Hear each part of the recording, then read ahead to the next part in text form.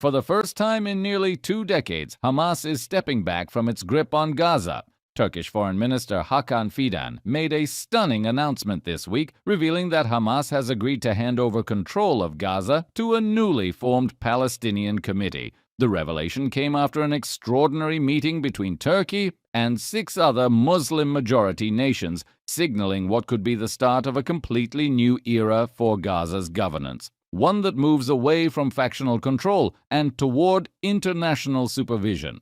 But what exactly is happening, and why now?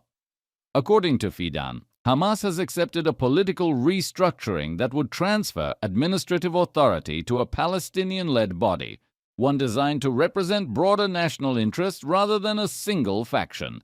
This committee, if accepted by regional and global partners, would serve as the local counterpart to an ambitious international initiative now back on the table, the creation of an International Stabilisation Force, or ISF. This idea, surprisingly, is not new. It traces its roots back to U.S. President Donald Trump's Gaza peace plan, and even earlier to a proposal by former British Prime Minister Tony Blair. The ISF was envisioned as a multinational coalition comprising Arab states and global partners, operating under a United Nations Security Council mandate. Its core mission: to secure Gaza, rebuild its infrastructure, and oversee the demilitarization process that could prevent future wars. Turkey and several allied nations have now publicly backed this idea, but with one major condition. They insist the force must operate under a UN Security Council resolution to ensure legitimacy and global support. Several countries, including Turkey, Qatar, Egypt, Jordan, and possibly Malaysia, have expressed readiness to contribute troops if a proper framework is agreed upon. That framework would define the ISF's authority, coordination mechanisms, and rules of engagement with local Palestinian institutions. If deployed, the ISF would work hand in hand with a locally recruited Palestinian civil police force. Together, they would handle border security, counter-terrorism, and protection of key infrastructure across post-war Gaza.